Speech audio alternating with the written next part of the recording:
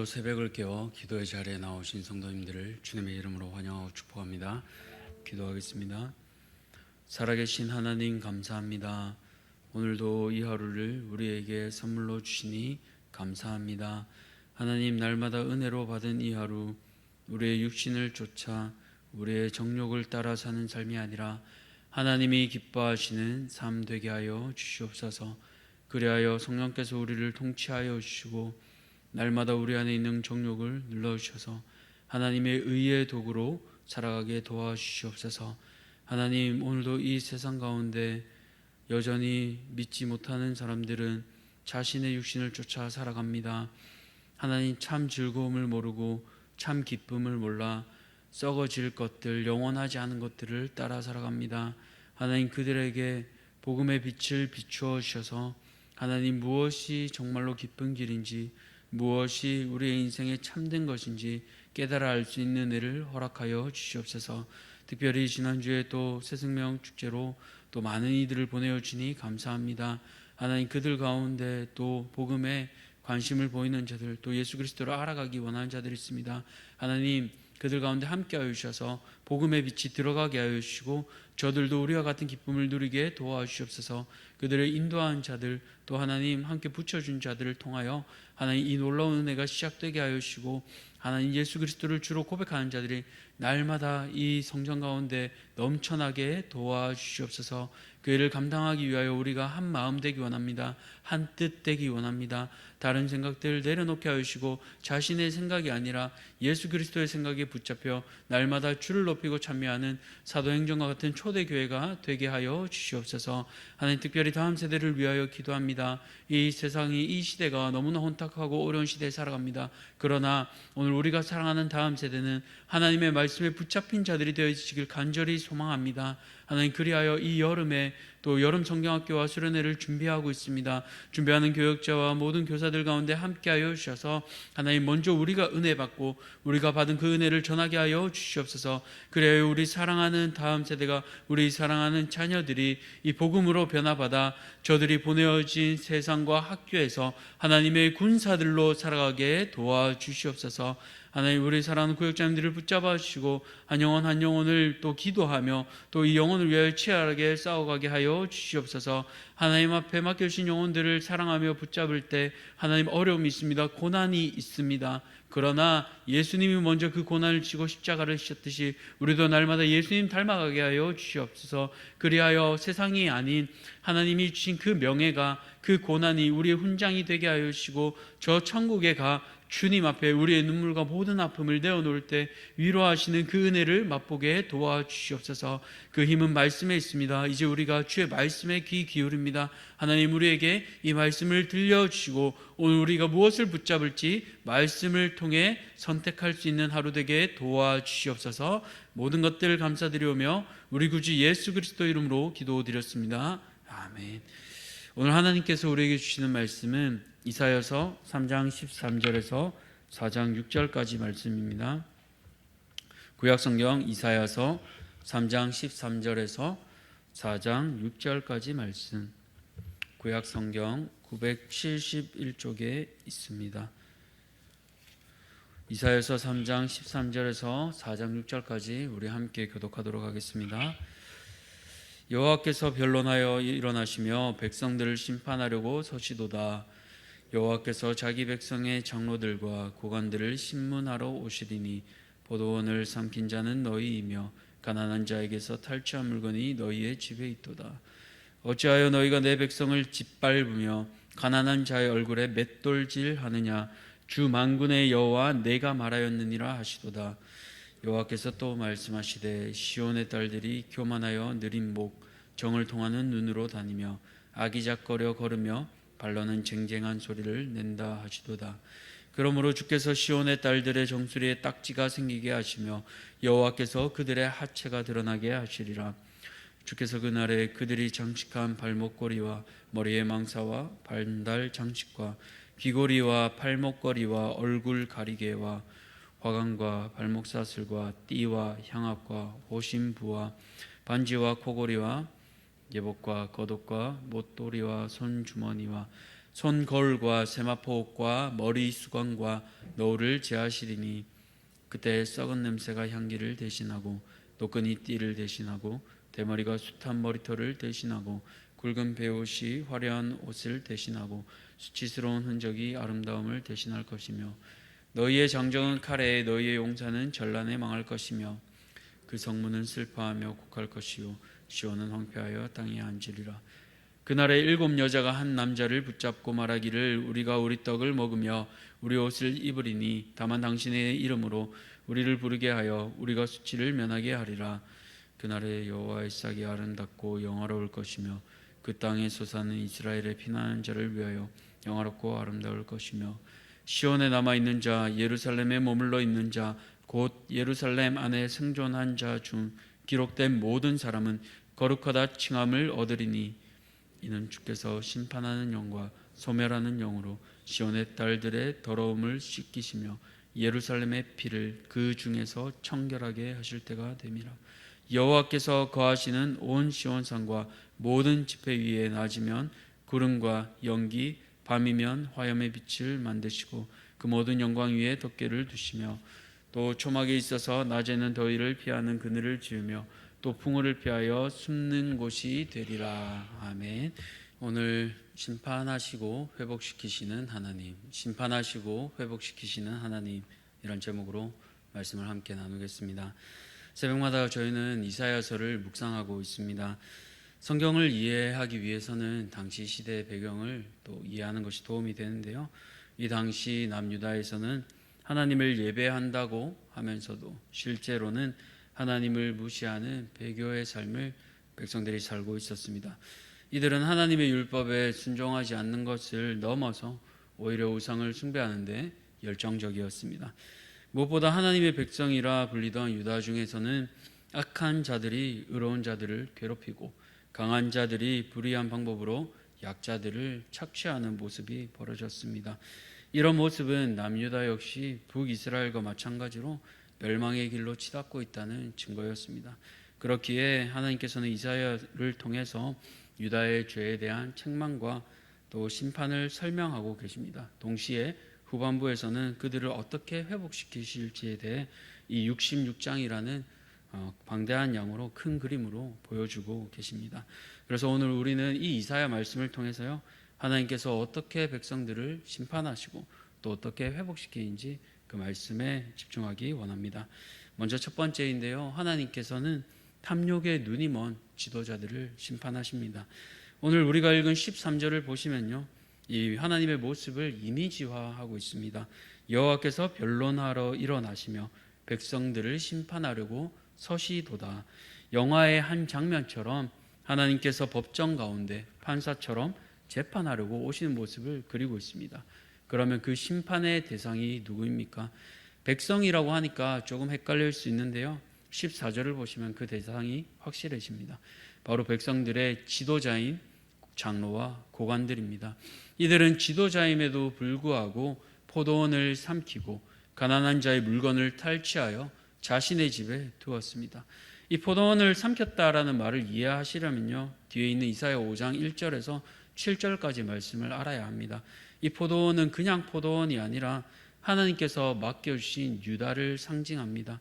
그래서 포도원 원래 주인인 하나님께서 지도자들에게 권력을 맡겨주셨지만 이 지도자들은 그것을 주인의 뜻에 맞게 사용한 게 아니라 오히려 그 포도원을 삼켜버렸습니다. 뿐만 아니라 어떻게 하고 있습니까? 가난한 자의 물건을 그냥 가져온 게 아니라 값을 주고 산 게 아니라 탈취합니다. 장로와 고관이면 부유한 자들입니다. 그런데 그런 사람들이 남에게 빼앗지도 않고 충분히 생활할 수 있는 자들입니다.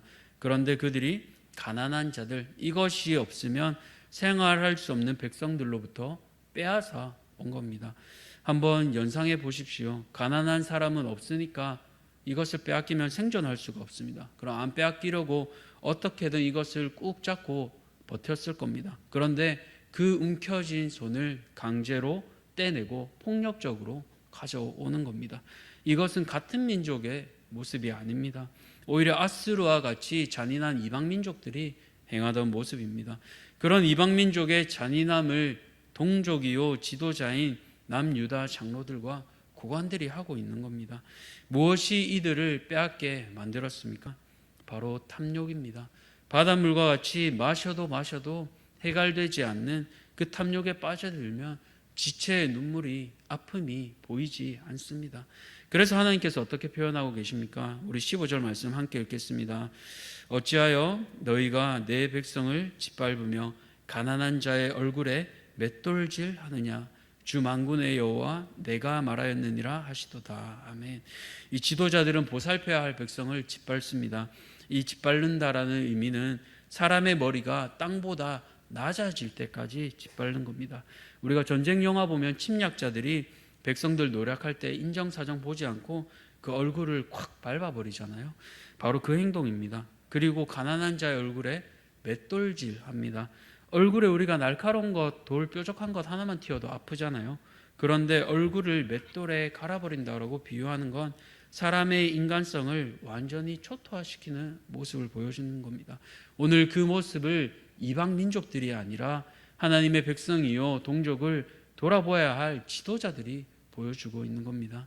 사랑하는 성도님들, 오늘 우리는 어떻습니까? 하나님께서 우리에게 섬기라고 주신 그 힘과 자리를 어떻게 사용하고 계십니까? 지체의 눈물을 닦아주는데 쓰고 계십니까? 아니면 더 그들의 눈물을 짜는데 사용하고 있습니까? 하나님께서 우리의 삶을 지켜보고 계십니다. 우리에게 맡겨주신 힘과 능력을, 자리를 아프게 하는 일이 아닌 위로하고 섬기는 데 사용하는 하나님의 백성들 되시기를 주의 이름으로 권면합니다. 두 번째로 하나님께서는 부유한 상류층 여성들을 심판하시는데요. 오늘 본문 16절부터는 시온의 딸들이 등장합니다. 이들은 아주 화려하게 치장하는데요. 그 장식에 관한 내용만 18절부터 23절까지 20개가 넘습니다. 머리 끝부터 발끝까지 오늘날로 치면 이 명품 모자부터 신발, 스타킹까지 다 덮은 겁니다. 그 목적이 뭡니까? 16절에 보시면 이들의 태도가 나오잖아요. 정을 통하는 눈, 유혹하는 거예요. 발로 쟁쟁한 소리, 발목에 고양이 방울처럼 딸랑딸랑 거리면서 나 여기 있어요 이렇게 하면서 유혹하는 겁니다. 이 발에 쟁쟁하다라고 표현한 건 이방 신인 아스타롯 발목에 있는 장신구입니다. 이걸 이방 백성이 아닌 하나님의 백성이 쓰고 있는 겁니다. 결국 하나님께서 어떻게 하십니까? 17절을 보니까 시온의 딸들의 정수리에 딱지가 생기게 하시며 여호와께서 그들의 하체가 드러나게 하시리라. 한글로 보면 이 정수리인데 정수리가 아니라 이마입니다. 이 정수리는 이렇게 숙여야 보이지만 이마는 훤히 드러나잖아요. 여기에 딱지라고 나오는데 원어로 보시면 그냥 딱지가 아니라 이 레위기에 나오는 문둥병으로 일걸어진 그 살을 의미합니다. 그러니까 구약에서 이 문둥병이면 격리가 되잖아요. 누구도 가까이 하고 싶어 하지 않고 거리를 두며 피하는 사람이 되게 하시는 거예요. 혐오감을 가지게 하시고 부끄럽게 만드시는 겁니다. 왜 그렇습니까? 이들의 삶이 교만과 음란으로 물들었기 때문입니다. 그렇기에 심판받게 되는 겁니다. 하나님의 백성들이 거룩한 대신 세상의 기쁨만을 추구하고 있기 때문입니다. 그래서 어떻게 하십니까? 24절을 보시면 다른 것들로 대체하게 하십니다. 아름다운 것들 대신에 썩은 냄새가 향기를 대신하고 노끈이띠를, 자랑할 만한 머리털 대신에 대머리가 되게 하시고 화려한 옷 대신에 굵은 배, 또 아름다운 대신에 수치스러운 흔적들로 다 바꾸어 버리십니다. 그들의 남편들은 칼에, 전란에 망하게 됩니다. 이 당시 남편이 없다는 건 가장 큰 수치입니다. 그러니 먹는 것도 자기 스스로 할 테니 제발 남편이 되어달라고 하잖아요. 그런데 남자들이 전쟁으로 없다 보니까 남자 1명에 여자 7명이 매달리게 되는 겁니다. 이것이 남유다가 앞으로 처할 슬픈 미래요 심판의 모습입니다. 사랑하는 성도님들, 풀은 마르고 꽃은 시드나 주의 영광은 영원하다고 했습니다. 우리는 어떤 아름다움에 마음을 빼앗기고 있습니까? 사람이기에 외면을 꾸미는 것 중요합니다. 그러나 그것에만 빠져 이 시대가 또 하나님의 나라가 어떻게 되는지에는 거들떠 보지도 않고 오직 나의 삶에만 집중되어 있다면 그것은 하나님의 백성이 아닙니다. 하나님의 백성은 외면에 꾸미는 것에 마음을 빼앗기지 말고 하나님 나라를 사모하는 백성입니다. 그렇기에 위를 바라보아야 할 우리가 오직 나에 집중하여 산다면 그것은 하나님께서 기뻐하지 않으십니다. 내가 아니라 저 영원한 하나님 나라를 사모하며 맡겨주신 사명에 힘쓰는 우리 모든 대한가족들 되시기를 축복합니다. 마지막으로 하나님께서는 심판 끝에 우리에게 소망을 주시는데요, 오늘 4장 1절까지는 비극의 메시지입니다. 절망적인 분위기가 가득합니다. 아까 3장의 마지막 분위기를 보시면 암울한데요, 전쟁에서 남자들은 다 죽고 여자들은 남편이 없어 수치를 면하려고 애쓰는 장면들입니다. 그런데 그날에 여호와의 싹으로 인해서 이곳의 분위기가 완전히 바뀌게 됩니다. 피난한 자를 위해 땅에 소산이 있고 지원의 남은 자들은 거룩하다 칭함을 받게 됩니다. 또 4절을 보시면 하나님께서 바꿔주시는데요, 주께서 심판하는 영과 소멸하는 영이 시온의 딸들의 이제 더러움을 씻겨주세요. 마치 자녀가 오물에 뒹굴고 나면 씻겨주는 것처럼 말입니다. 그런데 씻기는 데서 끝나지 않고요, 5절과 6절에 어떻게 하세요? 5절을 보시면 하나님께서 영광을 주시고, 6절을 보시면 초막을 통해 더위를 피하게 하시고 풍우, 비바람을 피하도록 지켜주십니다. 이를 통해 알 수 있는 것이 무엇입니까? 하나님께서 심판하시는 이유는 그분의 자녀들을 멸망시키시는데 목적이 있지 않습니다. 오히려 앞서 말한 것처럼 깨끗하고 거룩하게 하시는데 목적이 있습니다. 자녀가 더러운 데 뒹굴면 거품 내어 목욕시키고 좋은 옷으로 갈아입히잖아요. 마찬가지입니다. 하나님께서는 그렇게 유다 백성들을 향해 귀한 계획을 가지고 계세요.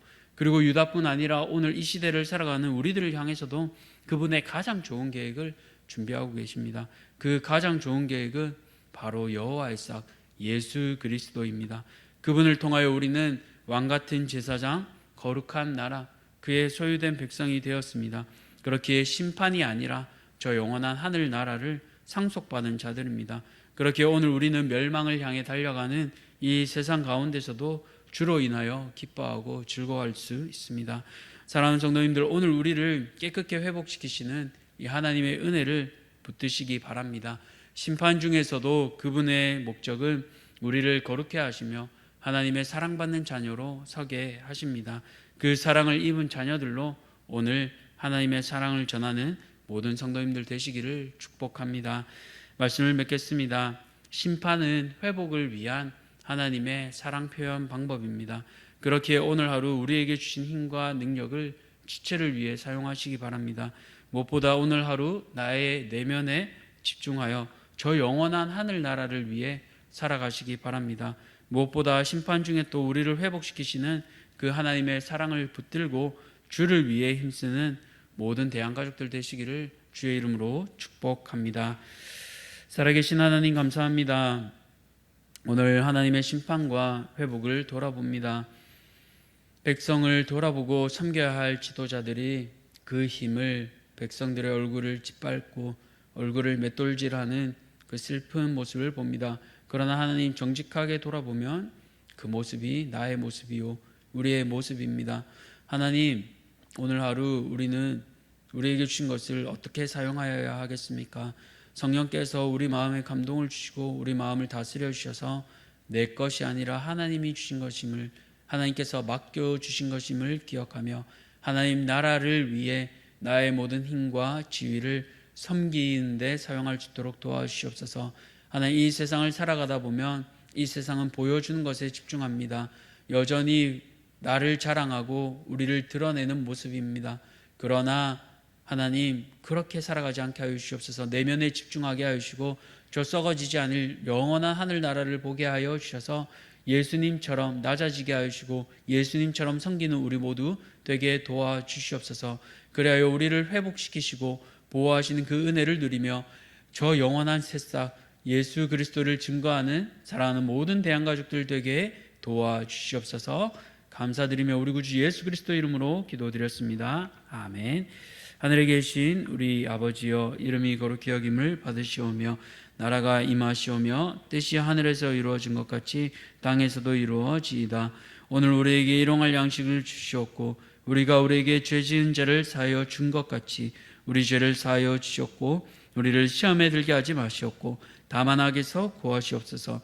나라와 권세와 영광이 아버지께 영원히 있사옵나이다. 아멘. 오늘은 베델교회 임사무엘 목사님을 위해 함께 기도하겠습니다. 첫 번째로 하나님 나라를 이뤄가며 지역 복음화에 힘쓰는 교회 되게 하여 주시도록, 두 번째로 목회자의 가정과 모든 성도들의 가정을 보호해 주시고 참 믿음으로 살도록, 마지막으로 재정의 어려움을 해결해 주시도록 우리 베델교회 임사무엘 목사님을 위해 함께 기도하시고 개인의 기도 제목을 놓고 함께 기도의 자리로 나아가겠습니다. 기도하겠습니다.